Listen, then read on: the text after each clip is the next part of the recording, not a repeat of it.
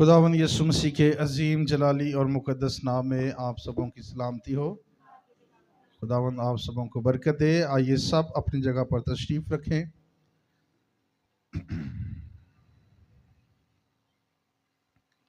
खुदावंद का शुक्र करते हैं कि आज शाम आज रात हमने खुदावंद की हजूरी से बड़ी बरकत को हासिल किया है। प्रस्तुत के सबब से हमने खुदावंद की बड़ी बरकत को हासिल किया है। जितनी तालियां आपने मेरे लिए बजाई हैं, मैं समझता हूं कि ये बहुत ज़्यादा है। अगर आपने खुदा के कलाम के लिए बजाई हैं तो ये बहुत कम है। तालियां ज़ोर से कलाम के लिए बजाइए। पाक रूह को वेलकम करेंगे। खुदावन यहाँ पर मौजूद है, उसकी बड़ी हसूरी के लिए हम उसका शुक्र करते हैं। सब बोलेंगे हालेलुया, जोर से कहें हालेलुया। आइए मेरे साथ मिलकर खोलिए जिनके पास खुदा का जिंदा और मुकद्दस कलाम है। आज जिस बात पर हम कलाम को सीखेंगे या जिस टॉपिक पर हम बात करेंगे वो है सब्र। क्या है? जोर से बोले, क्या है? हम सब्र पर खुदा के कलाम को सीखेंगे और खुदावन की इस्ताइश करेंगे। मेरे साथ मिलकर खोलिए खुदा के जिंदा कलाम को, मत्ती मुकद्दस मत्ती रसूल की अंजील और उसका 5वां बाब और उसकी आयत नंबर 10, 11 और 12 को हम पढ़ेंगे। बेटी मलाइका तिलावत करेगी, गौर से सुनिएगा। मुबारक है वो जो रास्तबाजी के सबब से सताए गए हैं, क्योंकि आसमान की बादशाही उन्हीं की है। जब मेरे सबब से लोग तुमको लहन तान करेंगे और सताएंगे और हर तरह की बुरी बातें तुम्हारी निस्बत नाहक कहेंगे, तो तुम मुबारक होगे। खुशी करना और नहायत शादमान होना, क्योंकि आसमान पर तुम्हारा बड़ा अजर है। इसलिए कि लोगों ने उन नबियों को भी जो तुमसे पहले थे इसी तरह सताया था। आमीन। आमीन। सब बोलेंगे हालेलुया, हालेलुया। एक बार फिर से मैं चाहूँगा इस आयत को मेरे पीछे पढ़िए। सब इस आयत को मेरे पीछे दोहराएंगे। मुकद्दस मत्ती रसूल की अंजील उसका 5 बाब आयत नंबर 10 में लिखा है, मुबारक है वो जो रास्तबाजी के सबब से सताए गए हैं, क्योंकि आसमान की बादशाही उन्हीं की है।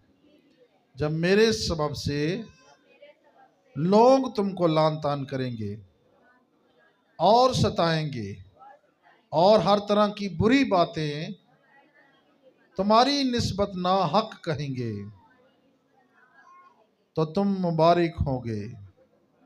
खुशी करना, नहायत शादमान होना, क्योंकि आसमान पर तुम्हारा अजर बड़ा है। इसलिए कि लोगों ने उन नबियों को भी जो तुमसे पहले थे इसी तरह सताया है। हालेलुया। सो मेरे अजीजों, अगर हम खुदा के कलाम को देखें, जिस बात पर हम आज कलाम को सीख रहे हैं उसका नाम है सब्र। क्या नाम है मजमून का? सब्र। बाइबल मुकद्दस में सब्र को बहुत ही ज्यादा अहमियत दी गई है। मेरे अजीजों, अगर हम बाइबल मुकद्दस की बात करें तो कलाम में लिखा है, मुबारक हो तुम जो मेरे नाम की खातिर सताए गए हो। क्या किए गए हो? सताए गए हो, क्योंकि आसमान पर तुम्हारा अजर क्या है? बड़ा है। फिर रोमियो के नाम पालूस रसूल का खत और उसका 12वां बाब और आयत नंबर 12 को पढ़ें तो लिखा है, उम्मीद में खुश, मुसीबत में सब्र, दुआ करने में मशगूल रहो। उम्मीद में खुश, मुसीबत में सब्र और दुआ करने में मशगूल रहो। अगर हम लफ्ज़ सब्र की बात करें तो पूरी बाइबल मुकद्दस के अंदर लफ्ज सबर जो है वो तकरीबन 45 मरतबा इस्तेमाल हुआ है। लफ्ज सबर जो है ये पुराने अहदनामा में 4 मरतबा और नए अहदनामा में 41 मरतबा इस्तेमाल हुआ है। और सबर का जो मतलब है वह है मुश्किल हालात। क्या है? मुश्किल हालात, तकलीफ या मुश्किलात में तहम्मुल और साबित कदम रहना। सबर का मतलब क्या है? मुश्किल हालात में, तकलीफों में साबित कदम रहना, तहम्मुल करके साबित कदम रहना। हालेलुया। ये सिर्फ इंतजार करना ही नहीं बल्कि खुदा पर इत्मीनान करना भी है। सबर की बहुत सी खुसूसियात हैं। अगर हम देखें तो सबर की जो पहली खुसूसियात है वो है तहम्मुल करना। क्या है? क्या करना? तहम्मुल करना, यानी तकलीफ में, मुश्किलों के बावजूद भी हिम्मत ना हारना, इसे सबर कहा जाता है। तकलीफों में, मुश्किलों में, हर तरह के हालात में कभी हिम्मत ना हारना, इसे क्या कहा जाता है? सबर कहा जाता है। आमीन, हालेलुया। फिर सबर की जो दूसरी खुसूसियात है वो है अपनी राह पर कायम रहना। अपनी राह पर कायम रहना। तीसरी जो सबर की खुसूसियात है वह है हौसला रखना या जल्दी झुक जाना या गुस्सा ना करना, इसे सबर कहा जाता है। इसे क्या कहा जाता है? सबर कहा जाता है। सबर की एक और खुसूसियात है जिसका मतलब है ईमान और भरोसा। क्या है? ईमान और भरोसा, यानी खुदा की मर्जी पर, जो खुदा की मर्जी है उसी पर राजी रहना, उसी पर खुश रहना, जिस भी हालात में रखे, जैसे भी हालातों से गुजरे, यही खुदा की रजा, यही खुदा की मर्जी समझकर उसमें कायम रहना, मुश्किलातों का फेस करना, इसे क्या कहा जाता है? सबर कहा जाता है। इसे क्या कहा जाता है? और हिम्मत ना हारना, मुश्किलों के बावजूद, तकलीफों के बावजूद हिम्मत ना हारना और अपनी जगह पर अड़े रहना, खड़े रहना, इससे क्या कहा जाता है? सबर कहा जाता है। आमीन, हालेलुया। बाइबल मुकद्दस में सबर की बहुत सी मिसालें हैं, जिनमें से चंद मिसालें मैं आपके सामने पेश करूंगा। नंबर 1, अयूब। अयूब सबर जो है वो सबर की मिसाल है। सबर की बहुत बड़ी मिसाल किताब मुकद्दस के अंदर हमें अयूब सबर मिलता है। जब उसकी दौलत उससे चली गई, उसके माल मवेशी उससे चले गए, कलाम में लिखा है वो अहले मशरिक में सबसे बड़ा आदमी था। उसके पास 7,000 भेड़े, 3,000 ऊंट, 500 जोड़ी बैल, 500 गधियां, और लिखा है बहुत से नौकर चाकर थे। ऐसा कि वो अहले मशरिक में सबसे बड़ा आदमी था। कौन सा आदमी था? सबसे बड़ा आदमी था। लेकिन एक दिन हुआ क्या? उसकी दौलत, उसकी भेड़ बकरियां, उसकी गायें बैल, उसके तमाम मवेशी जानवर जो है वो उससे छिन जाते हैं। कुछ लूट लिए जाते हैं, कुछ मर जाते हैं। उसके 7 बेटे और उसकी 3 बेटियां एक ही दिन मर जाती हैं। 10 जनाजे एक घर से निकलते हैं। फिर वो खुद, लिखा है, पांव के तलवे से लेकर सर की चांदी तक उसे दर्दनाक फोड़े निकल आए। कौन से फोड़े निकल आए?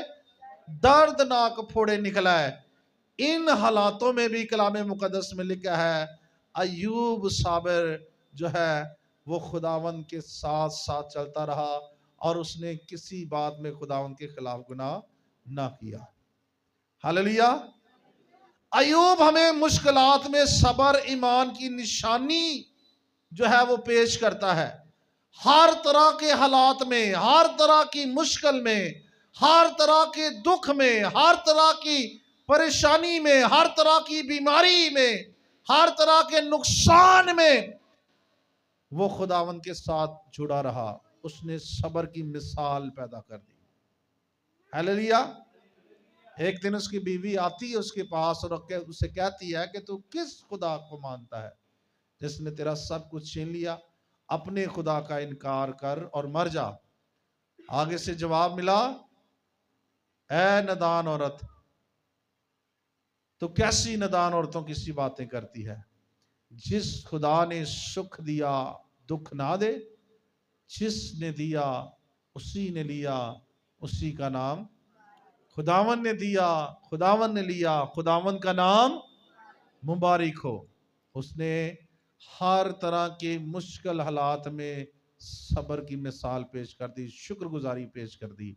और अगर हम अयूब की किताब उसका 42वां बाब पढ़ें तो उसके आखिरी अयाम में इसी सब्र की वजह से खुदा ने उससे लिखा है डबल, हर चीज डबल दे दी। हालेलुया। अगर 7,000 भेड़ें चली गई थी, खुदा ने 14,000 दे दी। 3,000 ऊंट चले गए, मर गए, खुदा ने 6,000 दे दिए। और 500 जोड़ी बैल, 500 गदियां चली गई, खुदा ने 1,000 दे दी। और वो औरत जो कहती थी कि अपने खुदा का इनकार कर, उसी औरत से खुदा ने उसे दोबारा 7 बेटे और 3 बेटियां दी। हालेलुया। और लिखा है ऐसी खूबसूरत औलाद पूरे अहले मशरिक में किसी के पास नहीं थी जैसी खुदा ने मुकद्दस अयूब को दी। आमीन। तो अयूब साबर हमें बहुत बड़ी मिसाल मिलती है। जब भी कोई जनाजा हो या इस तरह की दुख की कोई बात हो तो अयूब का सब्र, अयूब की मिसाल पेश की जाती है कि हमें हर हालात में फेस करना है, हर हालातों में सब्र की मिसाल पेश करनी है। आमीन। दूसरी जो मिसाल है वो है नोहा। दूसरी मिसाल कौन है? यानी मुकद्दस नूह। अगर पैदाइशी किताब 6 बाब को देखें तो मुकद्दस नूह सब्र की मिसाल पेश करता है। मुकद्दस नूह ने सब्र और ईमान के साथ खुदा की हदायत पर अमल किया। खुदा ने उससे कहा कि एक कश्ती बना। क्या कर? एक कश्ती बना। और उसने खुदा की आवाज सुनकर वो ईमान लाया और ईमान के साथ उसने कश्ती बनाना शुरू कर दी। इससे पहले कि वो कश्ती बनाए वो मुनादी भी करता रहा। उसने जाकर मुनादी की लोगों में कि तौबा कर लो, बदी को छोड़ो, गुनाह को छोड़ो, नाफरमानी को छोड़ो। और कोई अच्छा रिजल्ट नहीं आया। लोगों ने उसकी बात को नहीं माना, उसे ठट्ठों में उड़ाया। कलाम में अभी हम पढ़ के गए हैं, तुमसे पहले जो नबी थे लोगों ने उनको भी इसी तरह से क्या किया? सताया। कई दफा जो खुदा के लोग होते हैं, ईमानदार लोग होते हैं, रास्तबाज लोग होते हैं, जो किसी के खिलाफ बुराई नहीं करते, लोग उनकी ही बुराई करते हैं, उन पर ही उंगलियां उठाते हैं, उन पर हंसते हैं, उनका मजाक उड़ाते हैं, उनको ठट्ठों में उड़ाते हैं। लेकिन मेरे अजीज बहनों भाइयों, याद रखें खुदावंद खुदा अपने लोगों के साथ है जो सब्र के साथ अड़े और खड़े रहते हैं। अगर हम पैदाइशी किताब 6 बाब देखें तो 9वें बाब में हमें नजर आता है कि खुदा जब जमीन पर नजर करता है तो लिखा है एक शख्स रास्तबाज मिलता है और उसका नाम क्या है? मुकद्दस नोहा। उसका नाम क्या है? मुकद्दस नूह। और कलाम में लिखा है खुदा ने जमीन पर जब नजर की तो जमीन पर हर फर्दो बशर ने अपना तरीका क्या कर लिया था? बिगाड़ लिया था। अपना तरीका क्या कर लिया है? बिगाड़ लिया। बदी अरूज पर, गुनाह, हरामकारी, बद, गंदगी, बुत परस्ती। कलाम में लिखा है खुदा ने सिर्फ एक शख्स को रास्तबाज पाया और वो मुकद्दस नूह था। और फिर उसने कहा कि तू एक कश्ती बना। तो क्या बना? कश्ती बना। पता नहीं कितने साल उसने कश्ती बनाई होगी।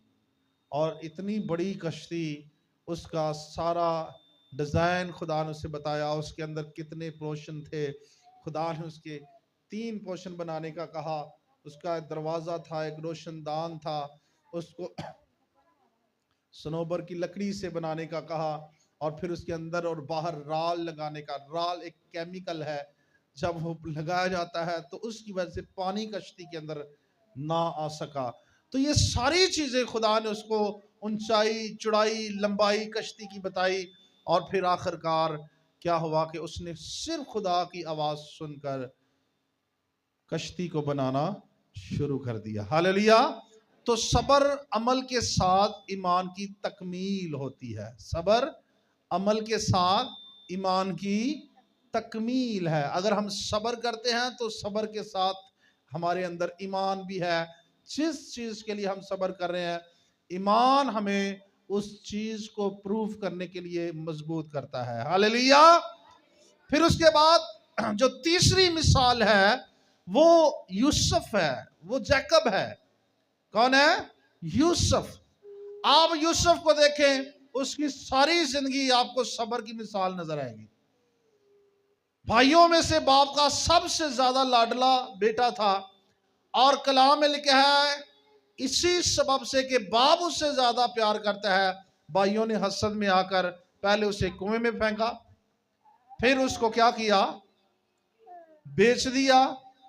फिर वो वहां से पोतीफोर के घर में गया, उस पर झूठा इल्जाम लगा, और वो जेल की तारीख गारों के अंदर बगैर किसी गुनाह के वो सजा काट रहा है। लेकिन क्या कर रहा है? बोलो जी, क्या उसने कोई बदी की? ऐसे गुनाह की सजा काट रहा है जो उसने किया ही नहीं है, जो उसने किया ही नहीं है, बेगुनाह है, सजा काट रहा है।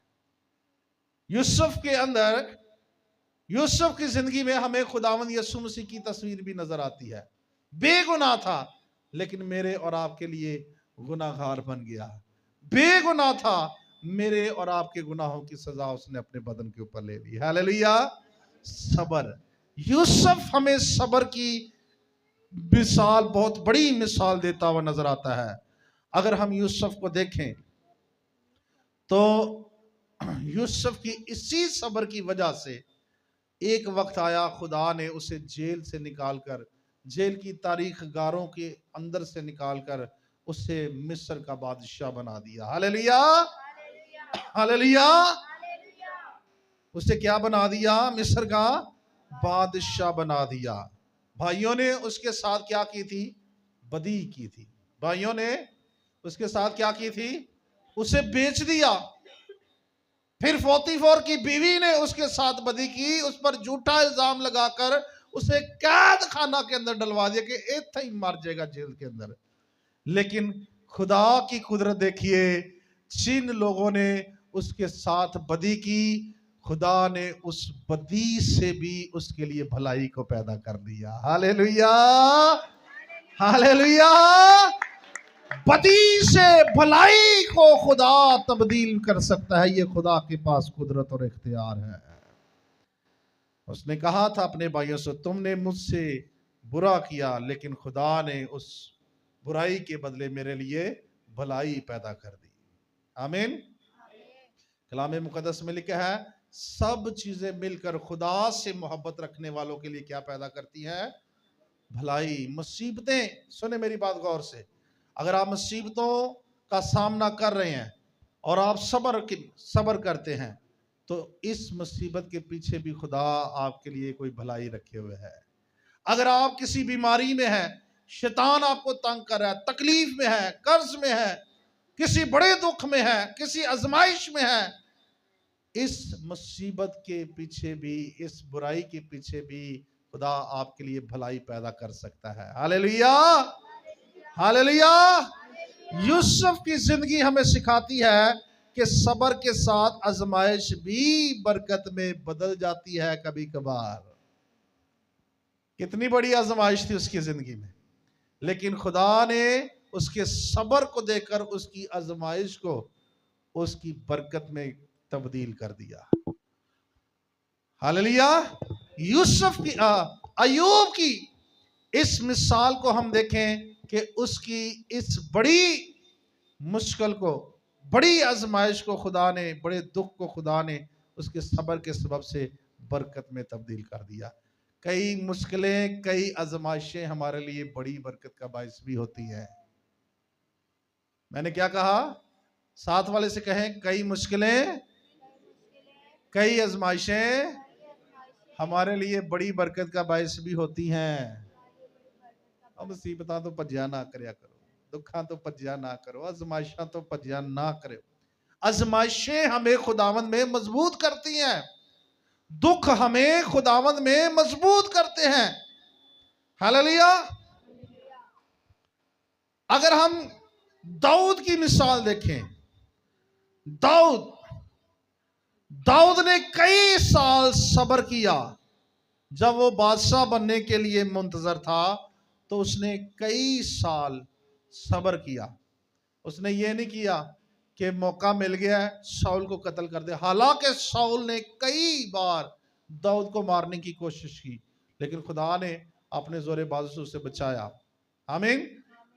शाऊल के अंदर हसद और नफरत उसके लिए बढ़ती गई, लेकिन उसकी वफादारी, उसकी ताबेदारी खुदा के साथ बहुत ज्यादा थी। और खुदा जहां जहां दाऊद जाता था, खुदा उसे फतह देता था।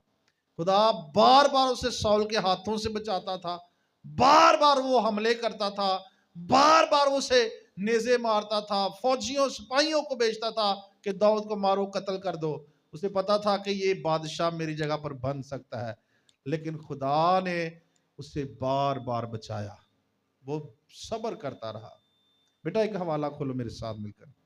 अगर हम बाइबल मुकद्दस को देखें, पहला शमूएल 24वां बाब और उसकी आयत नंबर 7 से हम अगर पढ़ते हैं। पहला शमूएल, पुराने अहदनामे में शमूएल की पहली किताब खोलिए। जिनके पास खुदा का मुकद्दस कलाम है, इस कलाम को पढ़ें।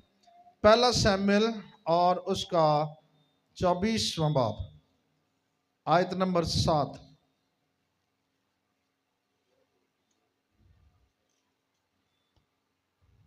मिला बेटा?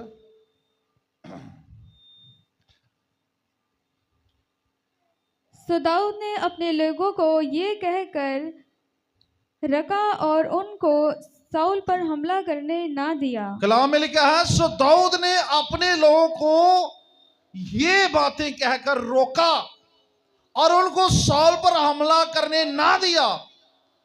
और शाऊल उठकर गार से निकला और अपनी राह ली, और बाद उसके दाऊद भी उठा और उस गार में से निकला और शाऊल के पीछे पुकार कर कहने लगा, ऐ मेरे मालिक बादशाह। जब शाऊल ने पीछे फिर कर देखा तो दाऊद ने ऊंधे मुंह गिरकर सिजदा किया। और दाऊद ने शाऊल से कहा, तू क्यों ऐसे लोगों की बातों को सुनता है जो कहते हैं कि दाऊद तेरी बदी चाहता है? देख, आज के दिन तूने अपनी आंखों से देखा कि खुदा ने गार में आज ही तुझे मेरे हाथ में कर दिया। और बाजों ने मुझसे कहा भी कि तुझे मार डालूं, पर मेरी आंखों ने तेरा लिहाज किया और मैंने कहा कि मैं अपने मालिक पर हाथ नहीं चलाऊंगा, क्योंकि वो खुदा का क्या है? ममसू है। सो मां सिवा इसके, ऐ मेरे बाप देख, ये भी देख कि तेरे जब्बा का दामन मेरे हाथ में है, और चूंकि मैंने तेरे जब्बा का दामन काटा और तुझे मार नहीं डाला, सो तू जान ले और देख ले कि मेरे हाथों में किसी तरह की बदी या बुराई नहीं, और मैंने तेरा कोई गुनाह नहीं किया। गो तू मेरी जान लेने के दर पे है। खुदावन मेरे और तेरे दरमियान इंसाफ करे, और खुदावन तुझसे मेरा इंतकाम ले, पर मेरा हाथ तुझ पर नहीं उठेगा। हालेलुया। मेरा हाथ तुझ पर नहीं उठेगा। कदीम लोगों की मिसल है कि बुरों से बुराई होती है, बुरों से बुराई होती है, पर मेरा हाथ तुझ पर नहीं उठेगा। आमीन। साउल ने बार बार दाऊद को मारने की कोशिश की, लेकिन एक वक्त जब आया, वो पहाड़ की गार में पहले से दाऊद छुपा हुआ था और दाऊद साउल उसे तलाश कर रहा था कि जहां मिलेगा मैं मार दूंगा सिपाहियों के साथ। तो जैसे ही वो गार के अंदर गया, अंदर तो अंधेरा था, दाऊद ने तो उसे अंदर से देख लिया, लेकिन वो उस अंधेरे में दाऊद को ना देख सका। पर क्या हुआ, दाऊद के साथियों ने उसे कहा भी कि तू इसे मार दे, ये तो बार बार तेरी जान लेने के दर पे है, तुझे बार बार मारना चाहता है, तू मार दे। ये शरीयत में भी लिखा है, जो कोई तेरे साथ बुराई करता है उसे क्या कर, बुराई तू कर सकता है, तू उसके साथ ऐसा कदम तुझे मार सकता है, वो तुझे मारना चाहता है तू उसे मार सकता है। जैसा कि पाकिस्तान के कानून के अंदर भी है, अगर कोई चोर या कोई डकैत आपके घर में आ जाता है, आपको लूटना चाहता है या नुकसान करना चाहता है, और आगे से आप असला लेकर या फायर निकालें या उसे मार डालें, तो इसका कोई जुर्म नहीं होगा। तो इसी तरह से कलामे खुदा में भी लिखा है, अगर कोई तेरे खिलाफ बुराई करता है तो बुराई का बदला तू उसके साथ बुराई करता है ना, तो कोई गल नहीं। लेकिन साउल दाऊद कहता है, देख फिर भी मैंने क्या किया है, सबर किया है। इट दा बदला पत्थर दे नाल नहीं दिता, गाल दे नाल गाल नहीं कड्डी, थप्पड़ दे नाल थप्पड़ नहीं दिया। हालांकि मेरे पास मौका था, मैं तुझे मार भी सकता था और तेरी जगह पर बादशाह बन सकता था, लेकिन मैंने तेरे साथ बदी नहीं की। Hallelujah, hallelujah. तो दाऊद जो है एक बहुत बड़ी मिसाल है सबर की। उसने बादशाह बनने के लिए जल्दबाजी नहीं की, बल्कि उसने इंतजार किया, उसने सबर किया। क्या किया उसने? कभी भी किसी भी चीज के लिए आप बेसब्रे ना हो।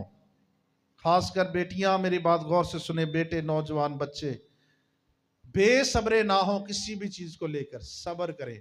कलाम में लिखा है, सबर को अपना पूरा काम करने दो, सबर को अपना पूरा काम करने दो, ताकि तुम पूरे और कामिल हो जाओ।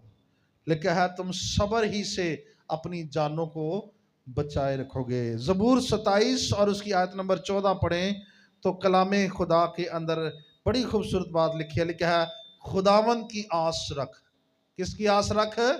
लिखा है, खुदावन की आस रख, मजबूत हो और तेरा दिल कवी हो। हाँ, खुदावन ही की आस रख। खुदा ते आस रखो। किधर ते? जो दिन को रात और रात को दिन बनाता है, जो हवा चलाता है, जो अपनी मुट्ठी खोलता है तो तमाम दुनिया के जानदारों को खुराक बख्शता है, उस पर उम्मीद रखें, वो सब कुछ करने में कादर है। दाऊद अपने दुश्मनों से डरने की बजाय खुदा पर भरोसा रखता था। किस पर भरोसा रखता था? हाँ, खुदा पर तवक्का रखता था। और जबूर 40 के अंदर उसने गाया भी, मैं सबर दे नाल आस रख के यहोवा दी करदा हां इंतजारी। ओ खतरे दे टोए ते खोबियां दे विचों कौन कट के ले आया? खुदावंद खुदा यहोवा मैनू कट के ले आया। हालेलुया। और पांचवी जो सबर की मिसाल है, वो मेरा और आपका खुदावंद यीशु मसीह है। सबसे बड़ी सबर की मिसाल जीसस क्राइस्ट है। जोरदार तालियां बजाइए उसके लिए। अगर हम बाइबल मुकद्दस को पढ़ें तो बाइबल मुकद्दस में लुका की अंजील 23वें बाब में लिखा है, यीशु ने जब गतसमनी बाग में था, उसने दुआ की है, बाप हो सके तो ये प्याला टल जाए तो भी मेरी नहीं बल्कि तेरी मर्जी पूरी हो। और जब वो सलीब पर था तो उसने किसी को गाली नहीं दी, किसी को बददुआ नहीं दी, किसी को मारा नहीं, किसी के खिलाफ कोई बात नहीं कही, बल्कि वो सलीब पर भी दुआ कर रहा है, सब्र कर रहा है। ऐ बाप इनको क्या कर, माफ कर दे, इनको क्या कर दे। कहां पर क्या कहे? सलीब पर। इतने दुख में है, इतनी तकलीफ में है, जख्म है, पूरा बदन छलनी हो चुका है, हाथों पांव में कील है, सर पर कांटों का ताज है, फिर भी वो कह रहा है, ऐ बाप इनको क्या कर दे। अपने सताने वालों को क्या कह रहा है? इनको क्या कर दे, माफ कर दे। आमीन। आज मसीही जिंदगी एक खूबसूरत ज़िंदगी है। ये खुदा के फजल से भरपूर ज़िंदगी है। अगर आप मसीह घराने में पैदा हुए हैं, आप पर खुदा का ख़ास फजल है। मेरे अजीजों, सब्र एक ऐसी चीज़ है जिसको हम अपनी ज़िंदगी का हिस्सा बनाएं। सब्र को अपनी ज़िंदगी का क्या करें? हिस्सा बनाएं। किसी भी काम के लिए बेसब्रे ना हो। पंजाबी जी कहते ने सब्र दा फल, हाँ जी, सब्र दा फल, ते जे सब्र नहीं कीता ते फल काना भी हो सकता है। फल अंदरों गलिया सड़िया भी हो सकता है। ठीक है ना? कई दफा आंदे ने हाथी दे दंद वखान वर्गे, वखान वाले होर ते खाना होर।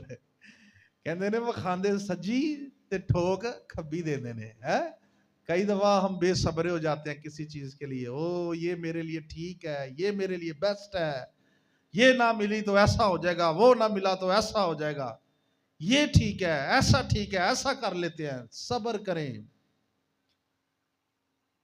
किसी भी चीज के लिए जल्दबाजी ना करें। खुदा पर भरोसा रखें, खुदा पर तवक्कुल रखें। खुदा हमारी सोचों से बढ़कर जानता है। खुदा को पता है हमारे लिए क्या बेस्ट है, हमें नहीं पता। आपको पता है कई दफा माँ बाप शादियां करते हैं बच्चों की, करते हैं ना, कहते जी मैं अपनी माँ की मर्जी ना शादी की थी, प्यो की मर्जी ना, माँ प्यो की मर्जी ना की थी। लेकिन क्या होता है, उनकी शादी कामयाब हाँ नहीं होती। फिर क्या करते हैं? हाँ जी, कहते हैं बस मेरी माँ नहीं मेरे पल्ले पा छड़िया सी, प्यो नहीं पल्ले पा छड़िया सी, माँ प्यो की मर्जी सी। तो इसका मतलब क्या है? माँ बाप कभी बच्चों के लिए बुराई चाहते हैं? नहीं। इसका मतलब है हमारे माँ बाप को भी नहीं पता हमारे लिए ठीक क्या है। कर दे वो चंगा ही नहीं, लेकिन हो मंदा जाता है। करते हम भी अपनी तरफ से ठीक ही है, कहते हैं जी ये फैसला जो मैं कर रहा हूं ना, ये कर रही हूं ठीक है, लेकिन वो फैसला गलत हो जाता है। कुछ सालों में उसका रिजल्ट आ जाता है और हमें मुश्किल उठानी पड़ती है। यानी हमारे लिए क्या ठीक है वो हमें भी नहीं पता, हमारे लिए क्या ठीक है वो हमारे माँ बाप को भी नहीं पता। हमारे लिए क्या ठीक है, क्या बेस्ट है, वो सिर्फ और सिर्फ हम मेरे और आपके जिंदा खुदा को पता है। सब्र करें, अपनी सारी उम्मीदें, सारा भरोसा, सारा तवक्कुल खुदा पर रखें। वो सब कुछ करने में कादिर है। Hallelujah, hallelujah. आइए अपनी आंखें बंद करें और सरों को झुकाएं और अपनी जिंदगी के अंदर वो फैसले जो आपने बेसब्री में किए हैं और उनके बाइस आपने दुख उठाया है, उनके बाद आपने मुसीबत उठाई है, आपने बदी की है, गुनाह किया है, आज आपके पास मौका है। आए खुदावंद के हजूर, तौबा करें, कहें खुदावंद जो फैसले मैंने बड़ी जल्दबाजी के अंदर किए और मैंने दुख उठाया, गुनाह किया, खुदावंद तू मुझे माफ़ कर। तेरे कलाम से मुझे नसीहत और तरबियत मिली है। आइए हम दुआ करेंगे, शुक्रगुजारी की दुआ करेंगे। बाजी एलिज़ाबेथ के साथ मिलकर दुआ करेंगे।